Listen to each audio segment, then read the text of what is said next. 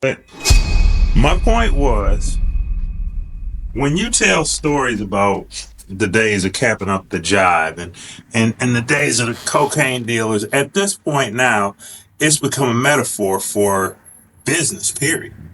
I mean, you know what I'm saying? Really, those stories you can apply to whatever kind of business you're trying to run, especially if it was done well.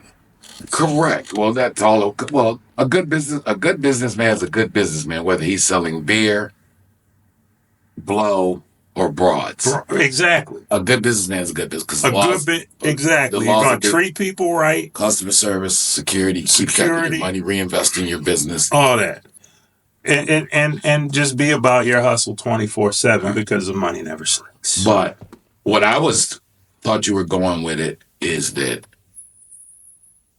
today, we who capped up the job is shout out to Branson and all those guys up there in New York who saw the Motown Mafia, that and referred to Pops and Eddie and us, right, the guys from Detroit who cap up the job, right, which makes you guys legends. Your daddy's a legend. He said in a documentary, we had to go cap up the job, but we're closer, I think, to like the bootleggers. I really think that the average 20-year-old who hears our stories and then would be listening to an old Italian gangster story or watching some stuff with the Untouchables or something talking about bootleggers in the 30s. He would see what we're talking about in that world. If we're closer to the bootleggers of the 30s than we are now to the whatever these kids are doing with the hustle, the lean, and the Percocet. Right. Because back then, whether you bootleggers, right? They had to bootleg the liquor in from Canada. Right. The whiskey from Canada, or the beer from Canada, the whiskey from Ireland, the rum from Cuba. Right. Same as back in our day, right? We had to figure out a way that those at the top of the food chain, the bag is over there in Nigeria, the bag is in Pakistan. Right on. The bag is in New York. We got to figure out how to get it from here to there, then distribute it. There you go.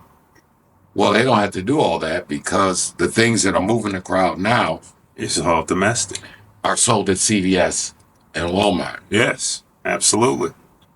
Absolutely. Right. So the plug is not knowing the right Irishman, the right Italian, the right Nigerian, the right Colombian.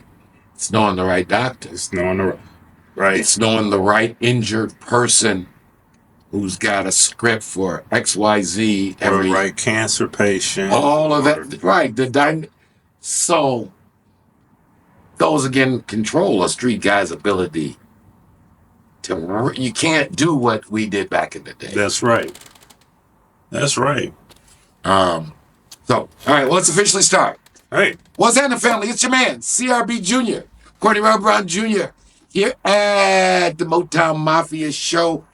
To my left is the man, the myth, the legend, and my partner in these affairs, Brother Lou. How you feel? I'm good, man. I graciously accept that introduction. There you go. There you go. You must accept. I've been telling you are. That's right, because we're bigger than Nino Brown. You've been quoting. Y'all got to, if you watch New Jack City, I've been telling Lou for years what Nino told G Money. You're bigger than that. That's right. You're bigger than that. No question. No question. And it's just time to embrace. You got to embrace. When you really stop and think about this magnificent journey we've embarked on, and what now is pretty much 15 years. I mean, longer than that, we got more history than that, 15 years, but Big Boss Filmworks itself, 14 years if you really want to be technically correct about it.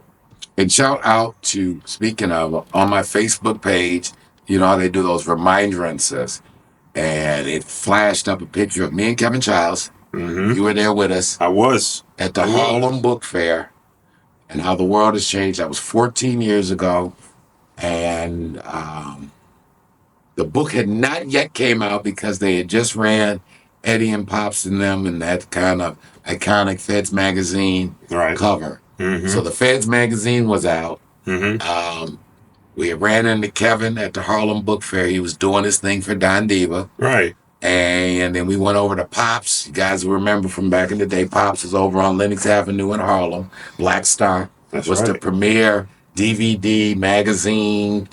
It was for this genre and for our culture. Shout out to Pops. Hope you're doing well.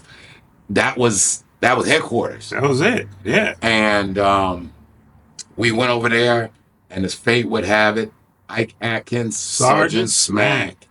The real American gangster. Yeah. Yeah. He had just come home. He was there with his daughter, Ron Chespin, and did the book Sergeant Smack. Yes. And we all parlayed. A couple other Harlem old time legends came through. They reminisced about the legend of Eddie Jackson. And so yeah, it's been a minute, man. Yeah, I mean it's historic at this point. Right. And so shout out to Kevin Childs, shout out to his brother Tony. Guys got some shine coming in this upcoming project. Absolutely. None but fond memories. Stand up, great guys. They're both the Childs brothers. Yeah. So that was interesting. It was a fond memory. Mm-hmm. And actually, the first advertisement we ever did was in the 10th anniversary of Don Diva. Yeah, we got the book around. I'll put it onto the screen so you all can see it. Right. And so the book that we are speaking of, let me do this without creating a serious accident. The book, of course, we are speaking of is Motown Mafia, Memoirs of a Kingpin's Kid. That's right. Authored by yours truly, produced by yours truly there. Actually, at that time, the working title was The Rise and Fall of an Urban Empire, who I believe the editor of this book, who was someone very close to you and a good friend of mine, Miss Anita Flanagan, who edited this book, never do Auntie. Mm-hmm. I believe she actually... No, she coined that title. The Rise and Fall of an Urban Empire. And then once the award-winning documentary, which of course is available on Amazon Prime, Tubi TV, and Pluto, when that came out so that we could just line up the book with the doc, we changed the title from Rise and Fall of an Urban Empire to Motown Mafia, Memoirs of Kingpin's Kid. That's right.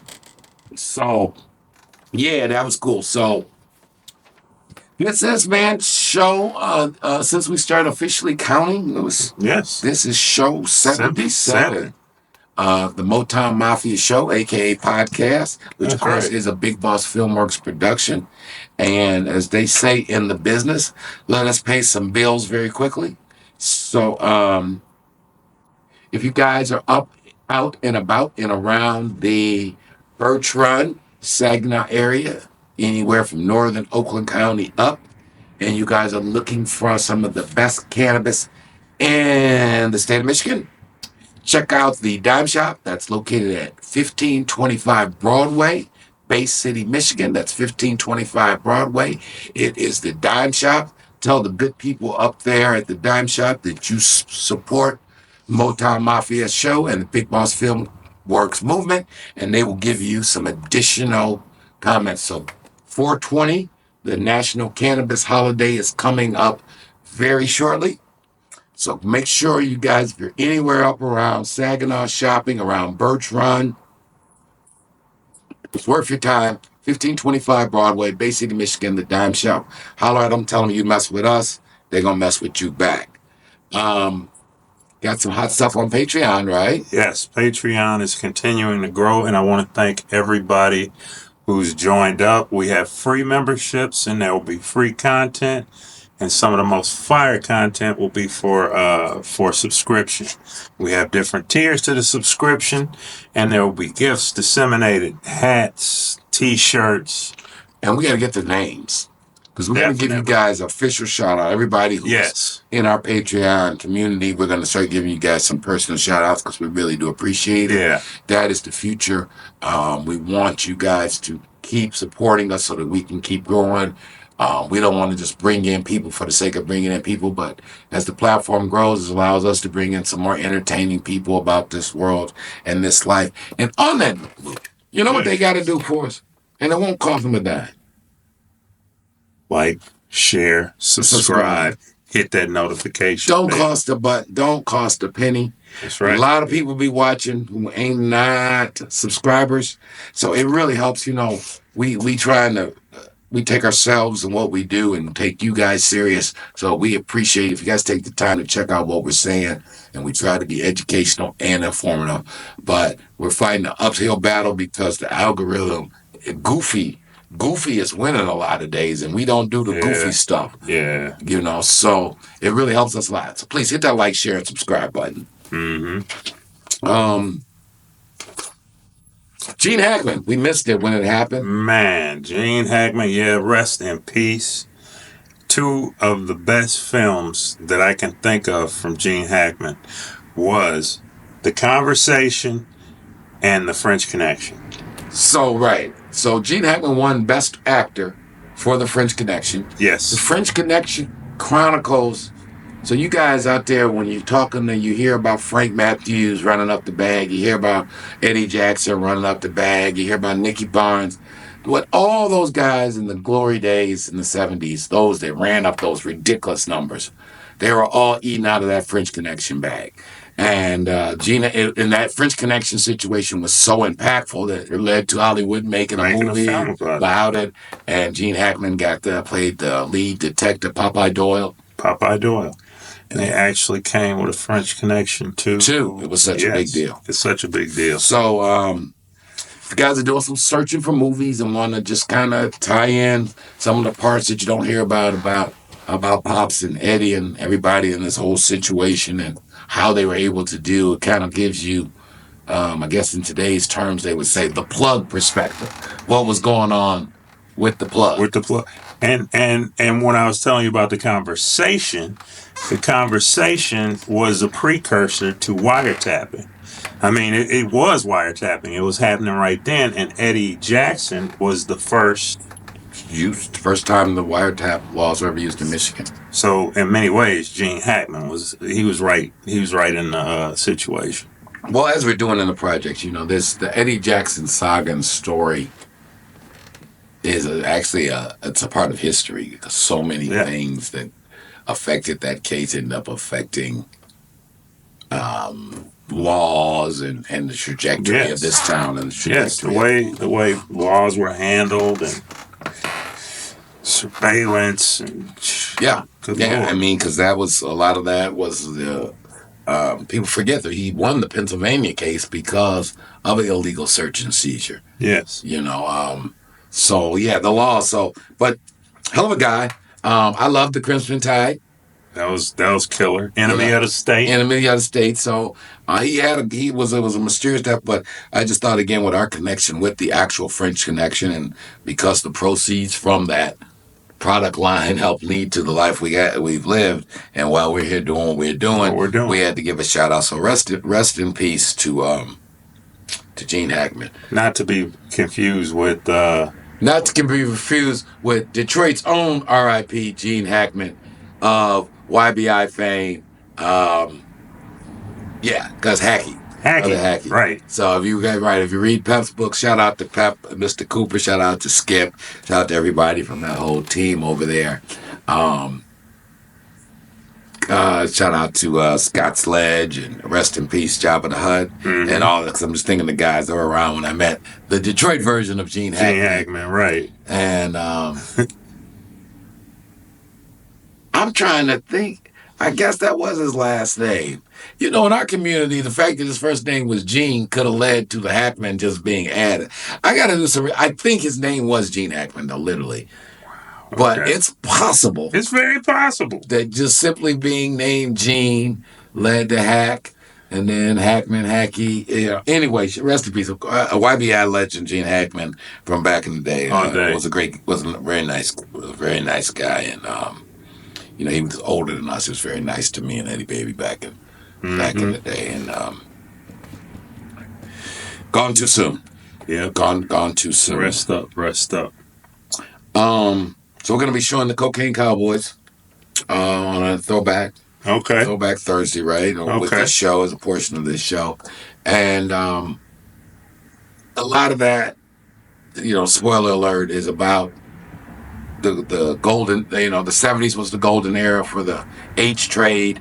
The 80s, of course, was the golden era where yayo became the dominant. The Perico. The perico.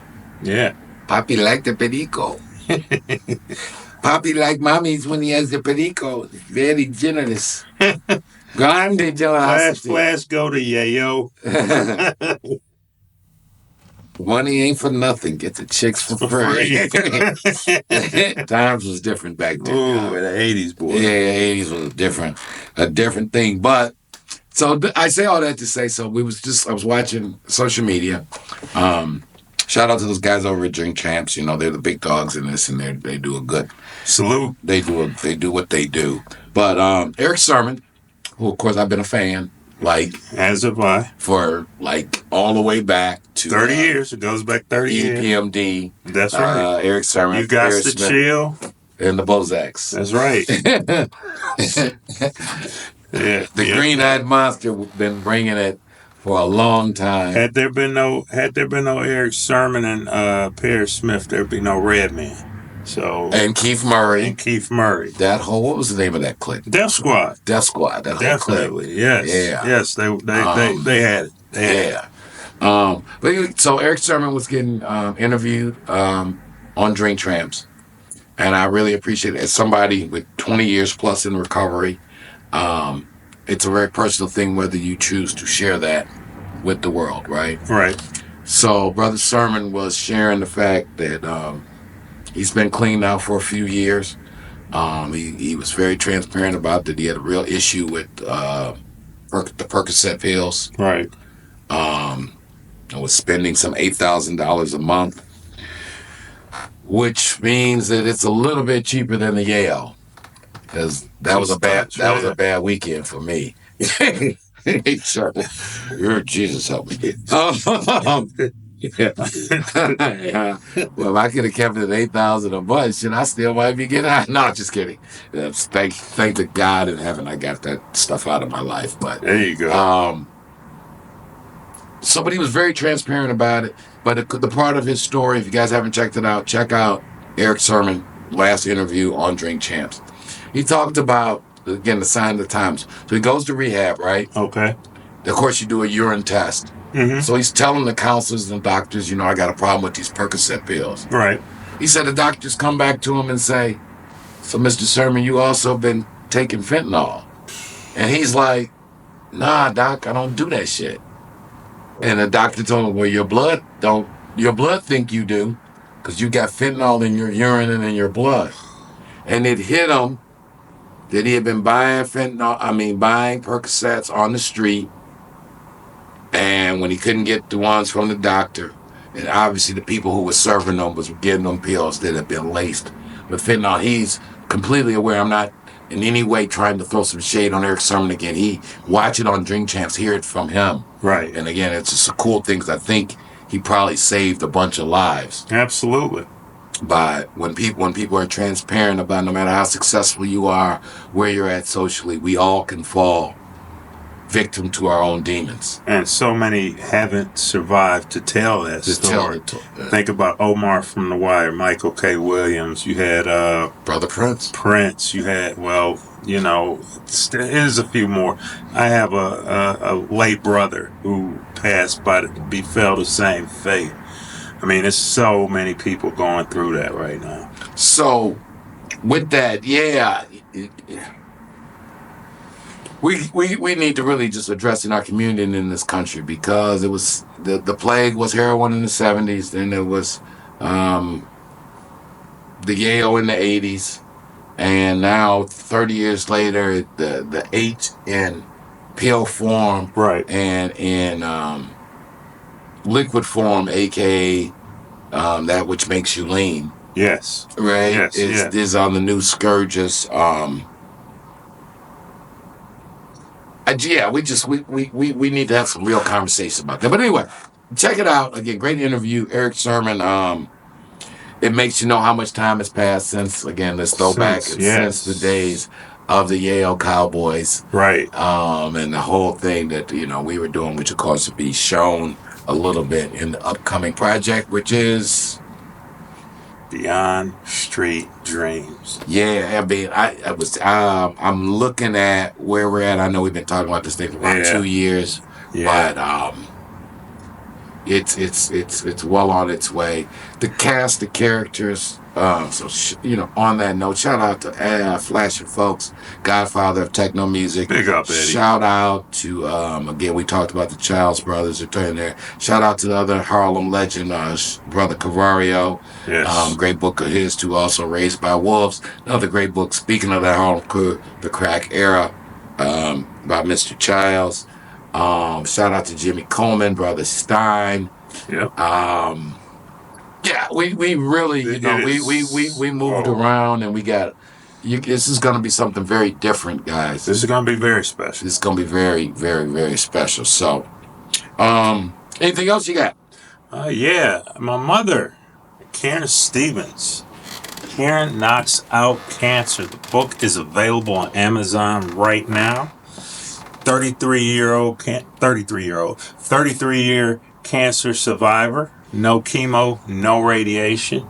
I just watched a video with my mother on it, and I will be sharing it soon. She is going to be featured in a documentary with the tea company that is I'm trying to be very selective with my words. It's a very helpful aid in the fight against cancer. It's called Sir Jason Winter's Tea. You get a chance, check it out. Check out the testimonials. I won't say a word, but you check it out. That's good stuff. Again, that's what they call life-saving information. Absolutely. So check out that book, Karen Knocks Out Cancer. It is a true testament to the indomitable human spirit. Mm-hmm. So, again, Show 77. Please hit that like, share, subscribe button. We appreciate you guys. Still are growing. Those who saw on Show 76, the show before this, I had started telling some anecdotes, kind of chronicling me and Eddie Baby's run coming up, and us, the things that we did as we grew up from kids, and did the things we did together, because we read a lot of things I did separately, things he did separately. So really following that storyline, you'll be able to see part 2, then the conclusion, part 3, over on our Patreon channel. Absolutely. Patreon.com/Big Boss Filmworks. Join up today. You can join for free, or you can get a subscription. We're going to make it do what it do. Again, appreciate you guys. So it is, you got anything else? No, that's about it. All right, man. Thank you, family. It's your man, CRB Jr., Big Lou Stevens, Big Boss Filmwork, Motown Mafia. Much doing love what we do. all. I'll let you, man. Holla. Peace. We never worried about getting caught by the local or state authorities. Our fear was always federal conspiracy case. Not even really a possession case. You weren't going to catch us with it. If the local cops can catch you, you're not very good, because the only people the local cops catch are people who are advertising they're doing wrong. But you got to understand that the level Pop and them was playing at, they wake up in the morning thinking about how to get away with their hustle. They go to bed at night thinking about how to get away with their hustle. They spend all afternoon rehearsing and going over how to get away with their hustle. It's not a hobby. Beyond Street Dreams. Documentary coming soon to Amazon Prime, Tubi, and Pluto TV.